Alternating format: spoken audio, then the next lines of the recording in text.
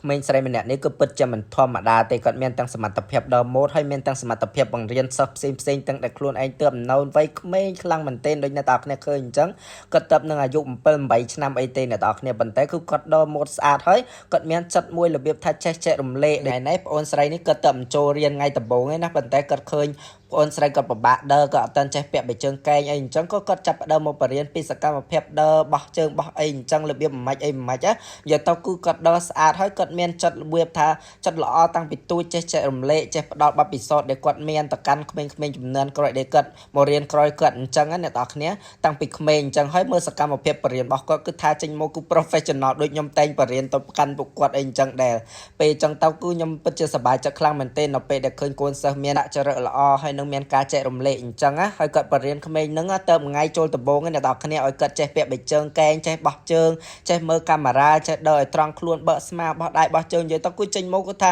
professional គ្រូហ្មងអ្នកនរគ្នាតែគាត់កូនក្មេងប៉ុណ្ណឹងនិយាយទៅគឺខ្ញុំសូមទៅសើទេពកោសលរបស់គាត់ខ្លាំងមែនទែនទាំងការស្រឡាញ់វិស័យវកញ្ញារបស់ខ្លួនឯងហើយការចែករំលែកទៅកាន់ក្មេងៗចំនួនក្រោយដែលមកក្រោយគាត់មិនមែនតែអ្នកមកក្រោយនឹងត្រូវតែអាយុតិចឬអាយុច្រើនជាងគាត់ទេឲ្យទៅគាត់របៀបលក្ខណៈថាអត់យល់ត្រង់ណាអីអញ្ចឹងទៅបីមនុស្សធំក៏ដោយដែលគាត់ប្រាប់ពីរបៀបលើកជើងបោះជើងអីបែបមិនឲ្យទៅពេលម៉ងយើងព្រែកឬក៏ម៉ងរបៀបលក្ខណៈថាខ្ញុំរវល់បង្ហាត់អ្នកផ្សេងអីអញ្ចឹងគឺគាត់តែងតែឃើញក្មេងៗណារាំងខ្សោយអីអញ្ចឹងពីការកាច់ style អីផ្សេងៗអញ្ចឹងគឺគាត់តែងតែមកប្រាប់ហើយនេះជាប្អូនដែលគាត់ទៅមកចូលរៀនថ្ងៃដំបូងណាអ្នកទាំងអស់គ្នាប៉ុន្តែគាត់អាចចេះបត់បែនចេះបោះជើងចេះអីដើរជាមួយនឹងបែកជើងកែងបានស្អាតគ្រាន់ដែរវាមិនទាន់លក្ខណៈថ្ងៃដំបូងតែរៀនណាអ្នកទាំងអស់គ្នាប៉ុន្តែគាត់ដើរបានត្រង់ផ្លូវល្អខ្លាំងមែនទែនហើយចេះកាច់ចង្កេះចេះអីហើយគាត់មាន confidence នៅក្នុងខ្លួនខ្លាំងមែនទែនហើយនេះបន្ទាប់ពីគាត់កែដំណើរឲ្យប្អូនស្រីនេះហើយគឺគាត់ដើរបានលក្ខណៈថាត្រង់ផ្លូវល្អខ្លាំងមែនទែនហើយពេលដើរលើឆាកក៏គាត់អត់មានអារម្មណ៍ថាអៀនអីដែរអ្នកទាំងអស់គ្នាដើរទៅគឺថាត្រង់ស្រួល